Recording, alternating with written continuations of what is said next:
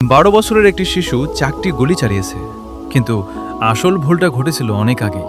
বিস্তারিত জানতে শেষ পর্যন্ত দেখুন। স্বাগতম। আজকের বিনোদন সংবাদের বিশেষ আয়োজনে আমরা তুলে ধরছি একটি সংবেদনশীল ঘটনার পেছনের বাস্তবতা। 12 বছরের একটি শিশু 4টি গুলি চালিয়েছে, কিন্তু আসল ভুলটা ঘটেছিল অনেক আগেই। একটি ছোট ছেলে ছিল যার বয়স এত কম যে ঠিক ভুল আলাদা করাও তার পক্ষে কঠিন। সে নিজের বোনকে নিয়ে র্যাতনের শিকার হতে দেখেছিল। সে ভেবেছিল প্রাপ্তবয়স্করা তাকে বাঁচাবে, আইন ব্যবস্থা তাকে সাহায্য করবে, যারা দায়িত্বে আছে তারা ন্যায় বিচার দেবে। কিন্তু কিছুই হয়নি।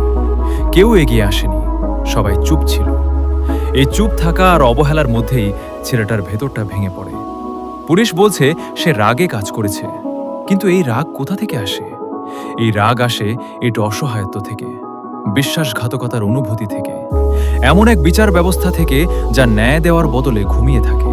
তাহলে প্রশ্ন হলো, এই ছেলেটি কি সত্যিই অপরাধী, নাকি সে আমাদের সমাজের সবচেয়ে ছোট, সবচেয়ে দুর্বল শিকার, যাকে কেউ শোনেনি, কেউ দেখেনি, কেউ সাহায্য করেনি?